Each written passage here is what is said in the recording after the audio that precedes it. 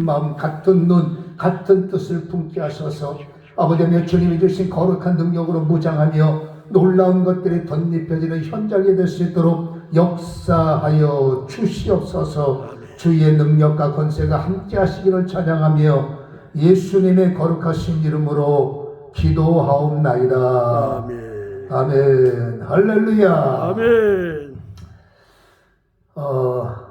명절 끝나고 이 주간은 아마 거의 개인 휴식을 취하는 시간인데 또 사모하는 분들이 이곳에 오셨고 또 우리 정 목사님 저에게 설교를 부탁하셨는데 설교 학교에 강의를 하셔야 된다라고 들었기에 사실 여러분 설교 학교의 강의는 제가 부담이 돼요. 그래도 아까 목사님 말씀하신 대로 제가 삼각산에서 기도를 많이 했고 또 이 감람산 기도는 워낙 유명했고 또 이것에 유명한 목사님들의 영적인 흔적이 있기 때문에 저도 은혜를 받을 마음으로 비록 강사지만 이곳에는 은혜가 있잖아요. 그래서 은혜를 받을 마음으로 이렇게 달려왔습니다. 그래서 저는 부족한 사람이지만 목사님의 강의 요청을 듣고 고민을 참 많이 해요. 뭘 제가 할 수 있을까? 부흥회하라고 하면 자신 있는데 목사님이 저에게 던진 주제가 우리가 설교학교 영성입니다 라고 말씀을 하시길래 강사분들 보니까 전부 다 좋은 분들이고 이분들은 전문성이 있는 분들이기 때문에 전문 전개를 잘하겠다. 그럼 내가 스타트인데 뭘 해야 될까 고민하다가 여러분 예수님의 사역의 그림이 있어요. 그 예수님의 사역의 그림을 우리가 잘 풀어보고 그 그림 속에 나를 조명해서 예수님의 그림을 나의 그림으로 바꾸어서 내가 그 그림의 주인공이 될 수 있다면 은혜가 되지 않을까라는 생각을 해서 제가 여러분에게 그러한 내용을 주제로 좀 말씀을 나누려고 합니다. 자, 성경을 보시겠어요? 마가복음 1장.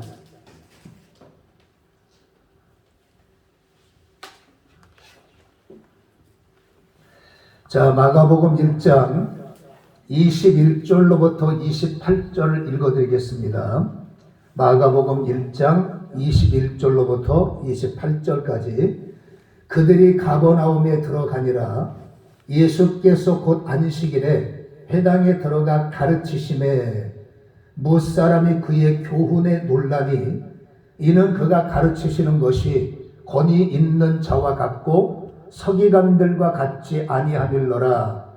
마치 그들의 회당에 더러운 귀신 들린 사람이 있어 소리질러 이르되 나사렛 예수여 우리가 당신과 무슨 상관이 있나이까? 우리를 멸하러 왔나이까? 나는 당신이 누구인 줄 아노니 하나님의 거룩한 자이니이다. 예수께서 꾸짖어 이르시되 잠잠하고 그 사람에게서 나오라 하시니 더러운 귀신이 그 사람에게서 경련을 일으키고 큰 소리를 지르며 나오는지라. 다 놀라 서로 물어 이르되 이는 어찌미뇨? 권위 있는 새 교훈이로다. 더러운 귀신들에게 명한즉 순종하고 순종하는도다 하더라. 예수의 소문이 곧 온 갈릴리 지방에 사방에 퍼지더라. 아멘. 오늘 이 본문의 말씀을 보면 두 가지 단어가 눈에 띕니다. 21절에 보면 가르치심에 라는 단어, 그리고 22절에 보면 무사람들이 그의 교훈에 놀랐다.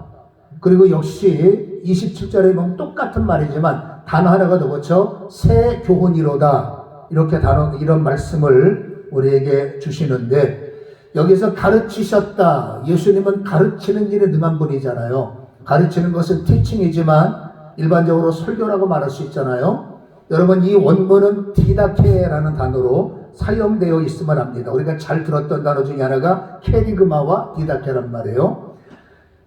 그리고 그가 가르치신다라는 말을 디다케로 사용하셨고 그 다음에 22절에 보면 예수님의 교훈에 놀랐다. 이 교훈이라는 원뜻을 보면 이것도 역시 디다케라고 되어 있어요. 근데 이 디다케라는 단어를 27절에는 새 교훈이다. 사람들이 충격을 받는 겁니다. 예수님의 디다케, 예수님의 설교, 예수님의 가르치심이 지금까지 들어왔던 서기관들의 설교가 아니에요.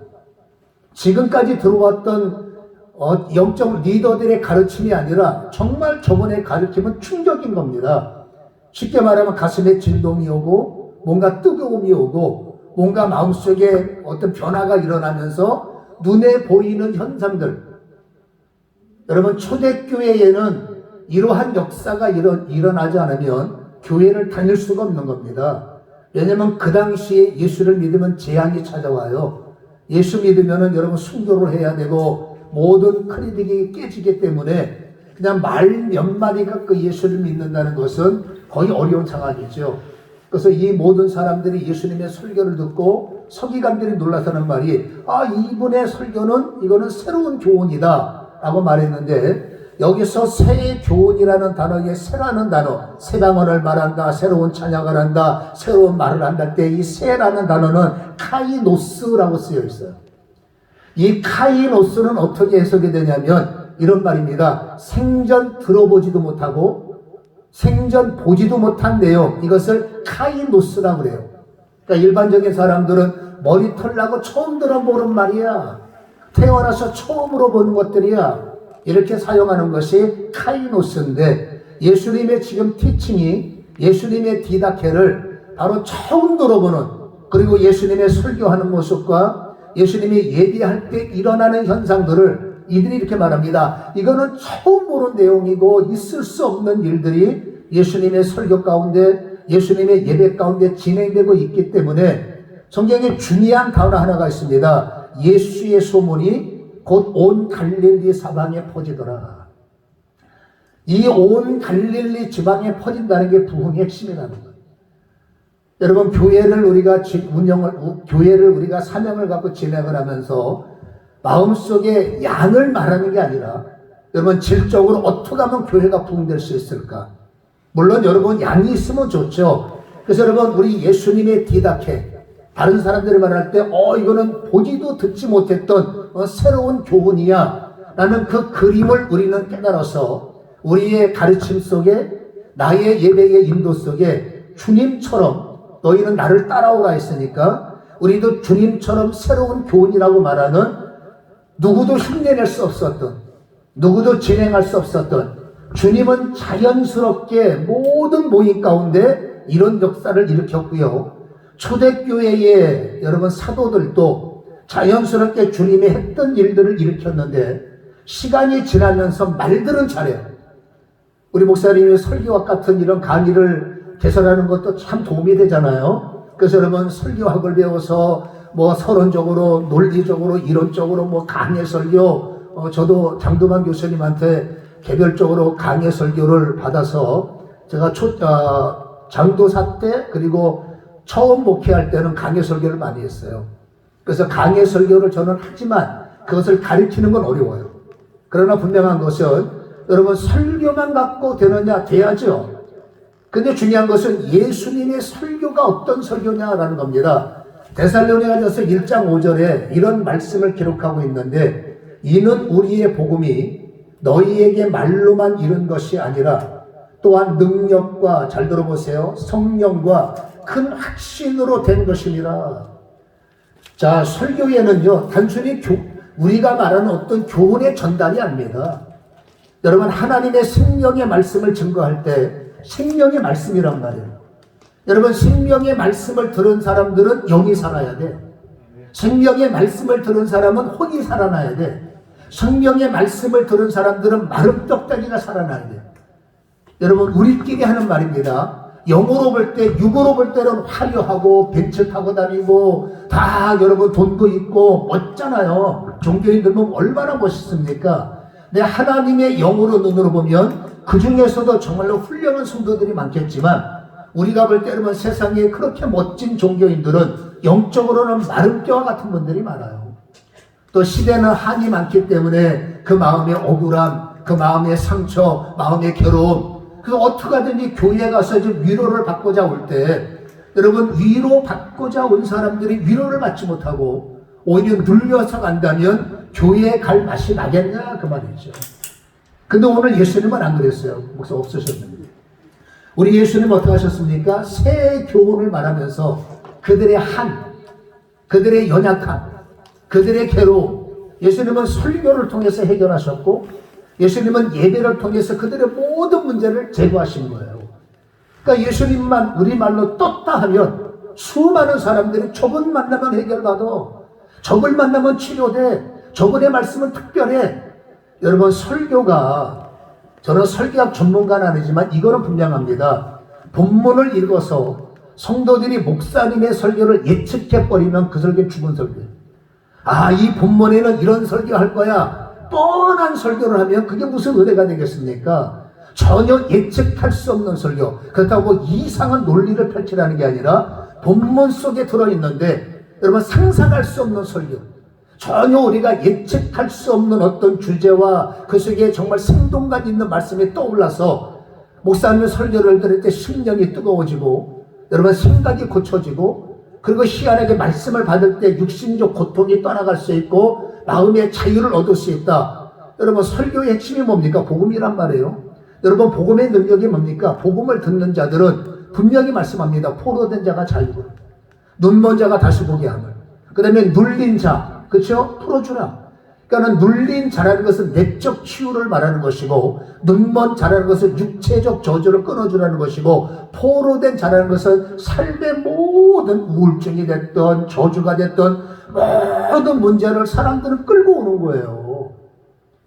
근데 주님의 복음은 뭡니까? 복음의 생명을 통해서 마른 뼈들을 산 자로, 죽은 자들을 일으키고 눌린 자들을 풀어내고, 그러니까 단순히 설교는 여러분 내가 알고 있는 몇 마디를 던지는 것이 아니라 이 설교에는 하나님의 생기요, 하나님의 능력이요, 하나님의 일으키는 권세가 그 설교 안에 다 들어가 있어야 된다는 거예요.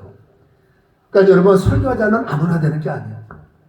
여러분 설교는 그냥 몇 마디 주워 들은 거, 서론이 이렇습니다, 본론이 그렇습니다. 어떨 때는 본인이 뭔 말 하는지도 모르고 설교할 때가 있어요. 이건 여러분 비참한 겁니다. 적어도 설교자는 내가 뭘 해야 되는지를 깨달아야 되고, 그리고 여러분 스스로가 여러분 그 말씀 안에 설교자 자신이 그 말씀에 눈물이 있어야 되고, 설교자 자신이 말씀에 감동이 있어야 되고, 내가 설교하기 전에 준비하면서 내가 깨닫고 나부터 깨지고 나부터 쪼개지고, 아 이게 진짜 하나님의 말씀이구나, 그 확신을 가지고 강단에 서야 여러분 마른 뼈를 움직일 수 있는 역사가 있다라고 봅니다. 아마 우리는 전혀 그런 분이 없겠지만 급하다고 해서 남의 설교 베껴서 그처럼 찬밥 데워 먹이고, 이건 여러분 하나님 앞에 두 가지가 범죄입니다. 설교자들은 두 가지가 범죄입니다. 기도하지 않고 강단에 서는 거 범죄고, 그 다음에 바쁘다는 핑계로 남의 설교 대충 짜집기 해서 전하는 거, 이건 엄청난 범죄죠. 여러분 예수님도 누가복음 4장 40절에 보면 사람들은 일일이 다 손을 얹어서 도와주셨어요. 그리고 성경 보세요. 그 하루 종일 사역하신 후에도 밤에 쉬시는 것이 아니라 산에 올라가셔서 여러분 기도의 본을 우리에게 보이셨는데, 예수님이 왜 기도하십니까? 자체가 능력인데 그건 본입니다. 우리가 여러분 영혼을 살리는 것은 머리에서 나오는 게 아닙니다. 여러분 백과사전에서 얻는 정보 갖고는 안 됩니다. 남의 설교 해석문 갖고 얻어지는 게 아닙니다. 그거는 하나의 짜집기의 내용일 수도 있지만 여러분 내게 주신 하나님의 말씀에 기도라는 무릎을 통해서 여러분 성령의 임재가 와야 되고, 이 임재를 통해서 설교자 자신이 깨지고 부셔지고 살아나고, 그래서 얻어진 생명을 가지고 강단에서 선포할 때 여러분 마른 뼈를 움직일 수 있다는 사실을 우리는 누구나 다 동의할 것입니다. 그래서 데살로니가전서 1장 5절의 말씀은 틀림없는 말씀인데, 여러분 사람은 말로만 하나님의 나라를 증거하는 자가 아니라 반드시 말에는 책임이 있어야 되고, 말에는 생명이 있어야 되고, 말에는 능력이 있어야 된다라는 설전 1장 5절 말씀을 우리는 묵상할 필요가 있는데, 자 예수님의 사역을 여러분 두 가지로 나눌 수가 있어요. 첫 번째는 당연히 디다케라고 하는 티칭이라고 하는 가르침, 설교죠. 근데 예수님은 설교만 하신 게 아닙니다. 여러분 마태복음 8장 16절에 보면 저물매 사람들이 귀신 들린 자를 많이 데리고 예수께 오거늘, 잘 들어보세요. 예수님께서 말씀으로 귀신들을 쫓아내시고 병든 자들을 다 고치셨다. 여러분 말씀으로 예수님은 귀신을 쫓아내고 말씀으로 병든 자를 고쳤다. 물론 안수도 있겠지만 예수님의 설교 속에, 예수님의 디다크 속에, 예수님께서 전파 속에는 영들이 두려워하고, 여러분 설교할 때 이미 마음의 위로를 받고, 설교할 때 하나님의 생명이 듣는 회중들에게 뿌려짐으로 말미암아 은혜 받을 준비, 고쳐질 준비 다 됐다는 겁니다. 그러니까 예수님의 말씀은 어떤 이론적 나열이 아니라 여러분 그 말씀에는 생명이 들어있기 때문에 마치 마른 땅에 생수가 뿌려지고 생명의 비가 내리듯이 설교를 듣는 순간부터 생명이 살아나고 말씀을 받는 순간부터 머리가 깨끗해지고 말씀을 받는 순간부터 영혼력이 살아난다는 것을 우리는 바라볼 수가 있다 그 말입니다. 그래서 예수님은 설교만 한 것이 아니라 설교 시간에 설교 후에 반드시 찾아온 모든 사람들의 아픔이 됐던 어려움이 됐던 주님은 일일이 다 풀어주셨다는 거죠. 여러분 교회가 뭐 하는 자리냐? 교회는 여러 가지 목회 철학이 있어요. 그러나 교회는 반드시 예수님의 발자취를 따라가는 현장이기 때문에 두 가지는 살아내야 됩니다. 가르침이 있어야 돼요. 그게 뭐 제자 훈련이 됐든 설교가 훈련이 됐든 가르침이 분명히 있어야 되고 두 번째 또 하나가 뭡니까? 찾아온 모든 성도들이 영이 됐든 혼이 됐든 삶이 됐든 육이 됐든 마음이 됐든 예배를 통해서 목사님의 설교를 통해서 여러분 치유의 역사와 회복의 역사가 일어나야 된다는 거예요. 저는 설교 가운데 예수님은 워낙 명설교가니까 여러분 그렇다 치더라도 여러분 스데반은 일개 집사입니다. 안수 집사죠. 이 스데반의 설교 역시도 무시 못하는 설교인데 성경에는 스데반에 대해서 중요한 단어 하나를 던져주는 것이 있어요. 6장 9절에 보면 사도행전 6장 9절입니다. 이른바 자유민들 즉 구레네인과 알렉산드리인과 길리기아와 아시아에서 온 사람들의 회당에서 어떤 자들이 일어나 스데반과 더불어 논쟁이 벌어졌다고 그랬어요. 스데반이 여러분 예수 그리스도의 디다케를 설교할 때 케리그마를 설교할 때 여러분 어떤 헬라인들이 스데반의 설교가 무슨 가짜다 뭐 잘못됐다 엉터리다 한마디로 논쟁이 벌어졌다는 겁니다. 스데반은 혼자입니다. 저 사람들은 기득권을 가지고 똑똑한 사람들이에요. 근데 성경에는 여러분 10절에 이런 말을 기록합니다. 스데반이 지혜와 성령으로 말함을 그들이 능히 당하지 못했다라고 기록합니다. 오늘 설교자들이 받아야 할 것들이 지금부터 등장을 하는 겁니다. 우리는 여러분 말싸움을 잘하다 그게 아닙니다. 여러분 스데반은 어떤 사람이냐? 우리에게 던져지는 줄기가 있습니다. 지혜와 성령에 충만한 사람. 여러분 지혜라는 것은 하나님께서 우리에게 말씀을 주시고 하나님의 지식을 깨닫게 하시는 여러분 반드시 설교자들은 하나님의 지혜가 열리고 난 다음에 성경을 봐야 되고 하나님의 지혜가 열리고 난 다음에 주석을 봐야 되고 하나님의 지혜가 열리고 난 다음에 남의 설교도 읽어볼 줄 알아야 돼요. 내 것만 갖고는 안 됩니다. 그러나 가장 중요한 것은 나에게 가장 중요한 텍스트는 성경이지만 그러나 이 성경을 내가 오늘 본문을 읽기 전에 본문부터 사람은 차이는 있지만은 본문을 읽기 전에 먼저 지혜를 구해야 되죠. 오늘 내가 적어도 설교자들은 월요일날 본문이 정해져야 된다고 봅니다. 토요일날 가서 무슨 설교할까 큰일 나는 거죠. 여러분 적어도 월요일날은 본문을 정해서 그 본문 갖고 묵상하다가 설교 제목을 끄집어내고 그러니까 월요일날은 내가 무슨 본문에 무슨 설교를 해야 되겠다 이거는 머릿속에 있어야 돼요. 그러니까 강의 설교가 좋은 게 강의 설교는 본문 저는 지금 요한복음을 강의하고 있는데 여러분 강의 설교는 본문 걱정할 게 없어. 본문은 정해졌으니까. 그러니까 그 정해진 문단 속에서 어떤 설교할까 주제 파악하는 거죠. 이 주제 파악은 설교자들마다 달라요. 본문 속에서 A가 보이고 B가 보이고 C가 보이고 그래서 자기가 그 주제를 파악하는 거죠. 그래서 여러분 주제 파악이 안 되면 설교가 죽는 거예요. 이 설교에서 내가 뭘 설교해야 되느냐 반드시 주제가 파악돼야 됩니다. 이 말했다 저 말했다 그 말했다 그 다음부터 성도도 안 옵니다. 나하고 친밀한 사람들은 이래도 오고 저래도 오지만 교회에 처음 나온 사람들이 목사님의 설교가 산으로 갔다 바다로 갔다 절대 안 옵니다. 그러니까 반드시 월요일만큼은 설교자들은 내가 이 본문에 어떤 설교를 해야 되겠다 주제는 반드시 끄집어내야 돼요. 그리고 주제 안에서 설교 제목을 만들고 그 다음에 주제 안에서 이제 1대지 2대지 3대지 내지 아니면 여러분 무슨 강의의 내용들 이런 것들을 연결할 수 있지만 아무튼 여러분 본문이 정해졌으면 본문을 정해지기부터 기도하겠습니다만 하나님 지혜로 본문을 풀어버리게 없어서 아버지 지혜로 성경을 이해하게 없어서 해야 할 말씀을 우리에게 지혜로 열어주었소서. 저는 여러분 설교 스타일이 조금 독특해서 남하는 설교를 잘 안 해요. 재미없어서. 제 스스로가 재미가 없기 때문에 어떻게 하든지 그렇다고 이상한 말 하자는 게 아닙니다. 얼마든지 설교를 지혜로 열어보면 그 속에 들어있는 남이 하지 않은 내용, 그 속에 남들이 하지 않는 말씀이 틀림없이 있어요. 여러분 그 설교를 끄집어내는 것 자체가 성도들에게 호기심, 영적 호기심입니다. 호기심이 될 수가 있고, 처음 들어보는 설교라는데 성도들이 눈이 동그랗지 않겠어요? 설교를 얼마나 논리적으로 잘하냐, 서론적으로 잘하냐, 이론적으로 잘하느냐, 근데 늘 듣던 말.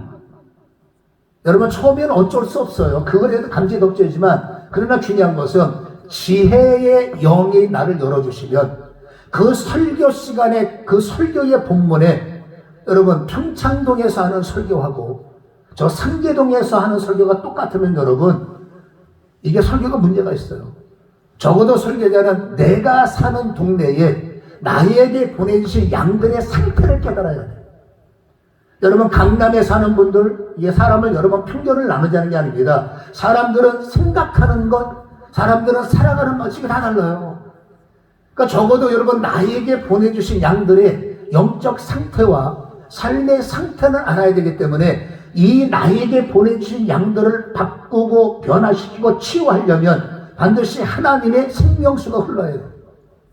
그 우리는 뭘 구해야 됩니까? 지혜. 하나님, 우리 가족들, 그게 1000명이 됐든 100명이 됐든 우리 가족들에게 필요한 말씀이 이 본문에서 흐르게 하옵소서. 우리 교인들에게 해야 할 꼭 필요한 말씀이 반드시 본문에서 깨닫게 하여 주옵소서. 그리고 본문을 여러분 10번 읽고, 저도 이게 솔직히 안 되지만 성령이 양심을 걸고 말하는데 본문은 적어도 100번은 읽어야 돼요.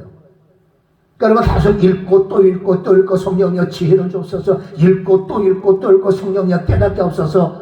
그런 놀라운 게 여러분 내 자신이 눈이 번쩍 뜰 수 있는 내용들이 스쳐 지나간다는 거죠. 이걸 감동이라고 그래요. 이 감동은 빨리 적어 놓으셔야 돼요. 머릿속에 있다가 주님이 감동 주셨다. 여러분 1시간 지나가면 감동은 잊어버려요. 아무리 쥐어짜도 떠오르지 않더라고. 그래서 여러분 저도 항상 셀폰, 핸드폰을 손에 들고 다니고 핸드폰 안에 메모장이 있어요. 그 메모장 안에 떠오르는 말이 단어 하나라도 묵상하다가 떠오르면 무조건 기록해 놓습니다. 그리고 그것을 선교 시간에 우리가 주신 말씀에 짜집기 할 때 하나님의 멋진 최후의 만찬보다 강력한 나름대로 하나님의 메시지가 나타날 수가 있기 때문에 우리 설교자들과 하나님의 일을 감당하시는 분들은 반드시 텍스트를 정해놓고 주제 파악을 하신 다음에 하나님 이 설교의 지혜의 영이 임하게 하옵소서. 이 설교에 필요한 말씀이 반드시 떠오르게 하옵소서. 충분히 내 눈에 보여주시는 하나님의 말씀의 세계를 우리는 끄집어내고 보화 찾기라고 그러거든요. 저는 보화를 찾을 때 이 기쁨이 큽니다. 그 말씀을 찾을 때 감동이 내가 은혜가 되는 거예요. 그러니까 설교자가 은혜가 안 되면, 설교자도 은혜가 안 되는 설교를 어떻게 회중들이 은혜를 받겠습니까? 어쨌든지 성령께서 깨닫게 하신 설교에 설교자부터 눈물을 흘리고, 설교자부터 웃고, 설교자부터 깨닫고, 설교자부터 힘을 얻을 때 그 설교는 틀림없이 인기를 얻자는 게 아닙니다. 인기는 교만합니다. 어쨌든지 정말 양질의 하나님의 양식을 내가 저들에게 먹일 수 있다는 자부심이 크다는 거죠. 이 영적 자부심이 정말 목회의 가장 아름다운 은혜가 아닌가라고 생각을 하는 겁니다. 그래서 여러분 기도할 때마다 잊지 말 것은 반드시 지혜와 성령을 구해야 되고, 두 번째 또 하나 있어요. 여러분 스데반이 설교만 잘한 게 아니에요. 지혜와 영으로 설교를 하고 은혜와 지혜와 영으로 성경을 말하니까 똑똑한 사람들이 스데반을 못 이겨 먹는 겁니다. 그리고 스데반이 말쟁이 설교만 잘하는 사람이 아니에요. 스데반이 사도행전 6장 8절에 보면 이렇게 기록합니다. 스데반이 은혜와 권능이 충만하여 큰 기사와 표적을 민간에게 행하니. 아멘. 여러분 설교자가 두 번째 가져야 할 것이, 아까 예수님 보세요. 디다케 잘하셨어요. 그 다음에 설교 시간에 찾아온 모든 사람들, 여러분 예수님은 귀신 들렸던, 마음이 아프던, 예배자들이 인생이 무겁던 아무튼 주님은 여러분 만나는 모든 자들에게 해답을 제공하셨고 그 은혜를 받은 모든 사람들이 받은 은혜를 떠드니까 지금도 전도가 안 된다라고 말합니다만은 전도가 안 되는 게 아니라 죄송하지만 점점 영역이 사라지는 거예요. 여러분 교회와 설교자들이 저도 각성을 해야 되지만 처음부터 하나님이 원하시는 영역으로만 무장하면 그 영역이 흐르기만 하면 하다못해 스데반 같은 집사도 여러분 지혜의 영이 흘렀고 은혜와 권능으로 무장한 거예요. 여러분 설교자가 반드시 나타날 두 번째 능력은 뭐냐? 은혜와 권능이 흘러야 된다는 거예요. 여러분 은혜와 권능으로 어떤 일을 했습니까? 민간에게 큰 기사와 표적을 행했다. 표적이 목적이 아닙니다. 기사가 목적이 아닙니다. 적어도 주님이 나에게 붙여진 양들이 아프거나 괴롭거나 힘들 때는 설교를 통해서 그들이 살아나고 설교 후에 그들을 위해서 도움의 기도를 할 때 양들이 살아나면 그들은 여러분 떠들지 말라고 해도 밖에 나가서 우리 교회 한번 와봐라. 우리 목사님 설교 한번 들어봐라. 여러분 이것은 자동으로 수의 것이 말하는 게 아닙니다. 은혜를 받으면 또 들어요. 여러분 은혜를 받으면 헌금을 하고 은혜를 받으면 전도를 하고 은혜를 받으면 너무 좋은 것은 안 떠들 수가 없습니다. 왜 전도를 안 하느냐? 본인이 은혜가 안 되는데 뭔 전도를 하겠어요? 이건 여러분 악순환의 연결고리이기 때문에 책임론을 말하는 게 아니라 책임론을 꼭 말한다면 결국 여러분 교회의 영적 리더가 영이 말라버리면 마른 뼈들은 여러분 불평불만밖에 없습니다. 그러니까 영이 말라버리면 싸움박질 서로 여러분 충돌 그렇잖아요. 그러나 영이 풍성하면 은혜 받기 바쁜데 언제 싸우겠습니까? 물론 간혹가다 귀신의 역사도 있겠지만 우리는 시대가 어렵다 무슨 코로나다 이랬다 저랬다 여러분 코로나 가운데서도 교회가 부흥되는 데는 부흥되고요. 코로나 가운데서도 재정이 어렵다 재정 어렵지 않은 데도 많습니다. 그래서 우리가 잊지 말 것은 자꾸 세상이 어려울 때 어려운 것 때문에 움츠러들면 안 됩니다. 이럴 때일수록 더 은혜가 있는 교회 그럴 때일수록 더 역사가 나타나는 교회 이것을 우리는 추진해야 할 사명자임을 우리는 기억하셔서 설교자들은 반드시 여러분 두 가지를 구하셔야 됩니다. 지혜의 영을 충만케 하옵소서. 두 번째로 은혜의 권능을 충만케 하옵소서. 이 두 가지 권세를 반드시 사모하시기를 주님의 이름으로 간절히 축원합니다. 여러분 시대를 압도하지 않으면 다시 말합니다마는 여러분 시대를 압도하지 않으면 그들이 공동모지에 모이겠어요? 여러분 노마에 가면 카타콤이라는 데가 있습니다. 카타콤이 뭡니까? 공동묘지 지하교회예요. 저는 현장을 갔다 왔는데 여러분 예수는 믿어야 되겠고 핍박이 심하니까 어떡합니까? 살아야 되고 예수는 믿어야 되니까 노마인들이 찾을 수 없는 저 산골짜기 올라가서 여러분 지하 묘지를 파고 들어가는 거예요. 시체 있는 통로를 파고 들어 저 끝자락에 공간 하나 만들고 연통 하나 빼서 숨쉬게 만들어서 그 안에서 송장 썩는 냄새를 맡아가면서 여러분 그들은 예배를 드렸어요. 그게 가능합니까? 불가능하죠. 근데 그들은 그렇게 예배를 계속 드려왔습니다. 왠지 아십니까? 안 믿을 수가 없는 거예요. 지금처럼 말로만 예수 믿으세요. 그때도 여러분 그들에게 와서 말로만 십자가 예수를 믿어봐. 여러분 예수 믿으면 죽게 생겼는 누가 예수 믿습니까? 근데 중요한 게 있어요. 안 믿을 수가 없는 거예요. 여러분 그들의 예배 속에서 사도들의 하는 행위 여러분 스데반이 하는 믿음의 역사 빌립 집사가 성에서 하는 역사들 어떻게 여러분 큰 권능이죠. 귀신이 쫓겨나가고 눈먼 자가 눈을 뜨고 벙어리가 말을 하고 저는 기적을 말하는 게 아닙니다.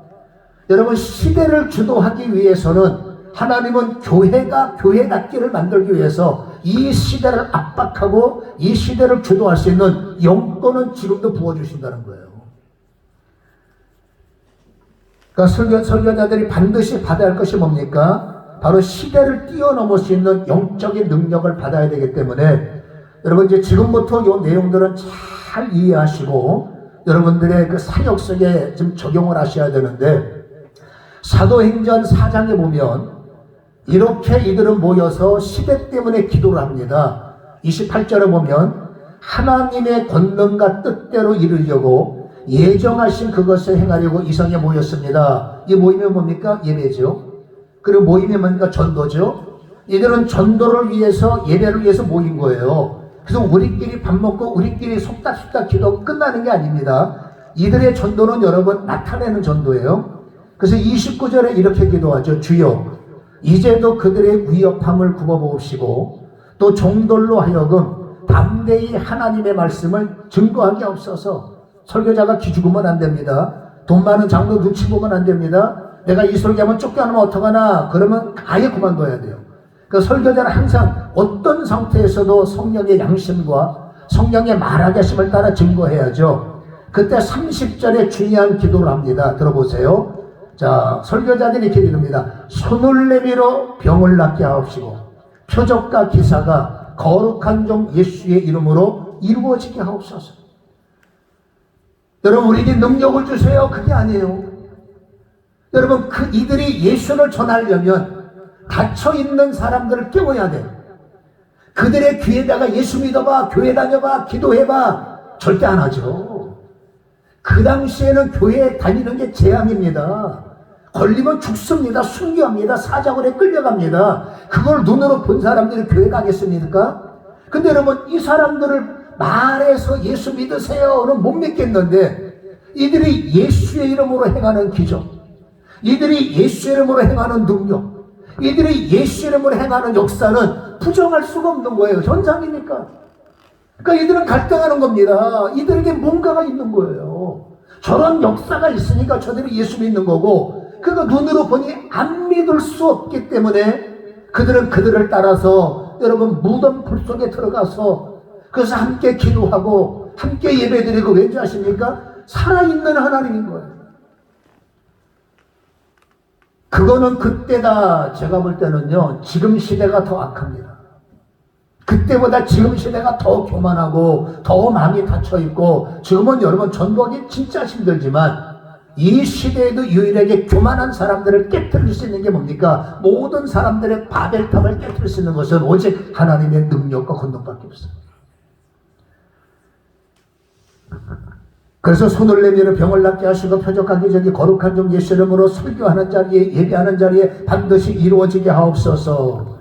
31절에 빌기를 다음에 모인 것이 진동가 되니, 이 31절은 목사님들이 시간 날 때마다 암송하셔야 되고, 시간 날 때마다 연구하셔야 되고, 시간 날 때마다 읽으셔야 돼요. 빌기를 다음에 모인 것이 진동, 성령의 운행이죠. 우리가 다 성령에 충만하여 담대히 하나님의 말씀을 전한다. 여러분 말씀을 어떻게 전하느냐? 지식으로 전하면 안 돼요. 오늘 성경이 말하죠. 성령이 충만하여, 성령이 충만하여 담대히 하나님의 말씀을 전하는데, 이 충만의 비밀은 다 알고 있어요. 그리고 다 사모하고 있죠. 여러분 충만의 비밀에는 두 가지가 감춰 있습니다. 첫 번째는 내적 충만이 숨겨져 있어요. 여러분 담대하다, 성령 충만하면 담대해지는 거예요. 성령 충만하면 주님이 보여요. 성령 충만하면 스데반은 천국을 봤어요. 성령 충만한 스데반은 예수님을 봤어요. 여러분 천국을 본 사람이, 예수님을 본 사람이 10년 더 살겠다고 예수 팔아먹겠습니까? 안 보이니까 더 살려고 바둥거리는 거지. 내가 예를 들어서 예배 시간에, 기도 시간에 하늘문이 열리고 천국을 보고 스데반처럼 예수님을 봤다, 예수님을 만졌다, 어떤 사람이 예수 만나고 예수를 부정하겠습니까? 그렇죠? 그러니까 성령 충만은 두 가지입니다. 반드시 내적 충만을 받아야 돼요. 이 내적 충만을 통해서 성령이 9가지 열매를 맺지만 이건 기본적인 것이고, 내적 충만의 중요성이 뭘까요? 여러분 예수님께서 실패한 베드로에게 중요한 말씀 한마디 던지죠. 너 밤새도록 고기 잡았냐? 요한복음 21장에 못 잡았는데요. 주님 뭐라고 합니까? 깊은 곳에 가서 그물을 던져라. 여러분 얕은 곳에는 송사리밖에 없어요. 깊은 곳에 있어야 대어가 있고, 깊은 곳에 들어가야 고기가 많아요. 이걸 영적으로 풀어보면 여러분 얕은 성령, 얕은 기도, 얕은 묵상, 성경 몇 번 읽어보고 설교하려고 그러고, 기도에 무릎도 없이 설교하려고 그러고, 얕은 데서는 여러분 금을 던져보자 피레미 잡는 거예요. 그러니까 여러분 영적인 은혜를 깨닫지 못하면 열심히 설교해봤자 죄송합니다, 피레미밖에 안 와요. 여러분, 함정이 성도가 없으면은 더 사람 대충 없으니까 대충 놀다가 뭐 까짓 거 뭐 설교 몇 명 뭐 앉혀놓고 뭐 대충 하면 되지. 죄송합니다만 평생 죽습니다. 여러분, 설교자는 명수를 보면 안 돼요. 예수님 때문에 설교하는 거기 때문에 한 명이 있든 10명이 있든 그거를 끊어버리고 여러분 오직 최선을 다해야 되는데 그러려면 내적 충만이 있어요. 그래서 여러분, 내가 해야 할 본문을 읽어보고 또 읽어보고 또 읽어보고, 다시 말합니다. 깊은 곳에서 그물을 던져야 돼요. 내 안에 깊은 은혜가 있어야 되고, 내 안에 깊은 기도가 있어야 되고, 내 안에 아까 말했죠, 지혜의 영을 통해서 말씀의 깊이를 끄집어내면 여러분, 죽어있는 사모가 귀가 열려요. 죽어있는 누군가 한 사람이 마음이 움직인다고 은혜 받은 사람은 반드시 나가서 떠들게끔 돼 있어요. 악순환의 연결을 따라가면 안 됩니다. 교인이 없으니까 설교 대충 하자. 죄송합니다만 평생 그 상태에서 벗어나지 못합니다. 그래서 나는 얕은 곳에서 편안하게 살 거냐? 그럼 기도 대충 하시고 말씀 대충 보시고 설교 대충 하시면 되는 거예요. 여러분, 깊다는 게 뭡니까? 만들어야죠. 말씀도 만들어야죠. 기도도 만들어야죠. 무릎도 만들어야죠. 고통이 심해요. 그러나 깊은 곳을 만들면 틀림없는 것을 주님께서 그물을 주세요. 부흥의 그물을 주시고 영권의 그물을 주시고 능력의 그물을 주시고, 그리고 주님이 말합니다. 이제 던져라. 내가 인맥이 있으면 찾아오는 사람들 많아요. 내가 돈이 있으면 찾아온 사람 많아요. 그러나 그 사람들은 내 성도가 아니에요. 돈 떨어지면 떠나가고 이상해지면 떠나가고, 주님이 붙여주시는 교회, 주님이 허락하시는 건축, 주님이 열어주시는 부흥이 진짜인 거죠. 그러면 뭐라고요? 깊은 곳을 만들어야 돼요. 아멘. 그래서 여러분, 이 내적 충만의 가장 중요한 것은 기도 외에는 이런 유가 나갈 수 없다라는 말씀을 우리는 잘 알잖아요. 그래서 좀 어려운 얘기지만 저도 이것 때문에 실험을 많이 하는데, 저는 제가 부흥회를 나가기 때문에 어쩔 수 없이, 제 자랑이 아닙니다, 어쩔 수 없이 기도를 할 수밖에 없어요. 저는 천보산에서도 강의를 하고, 그 다음에 강남 금식기도원에서도 설교를 하고, 하여튼 할 수 있는 데 설교를 해요. 그러면 그게 부담이 돼요. 기왕이면 잘해야 되잖아. 얕은 금을 갖고 여러분 영도를 송사리 만들 겁니까? 내 자신은 깊은 우물을 만들어서, 깊은 바다를 만들어서 송사리들을 대어를 만들어야죠. 그러면 양심상 설교 한 편을 위해서 몇 시간을 기도를 해요. 하나님 은혜를 주시옵소서. 이거는 우리끼리 하는 얘기예요. 어떨 때는 바빠요.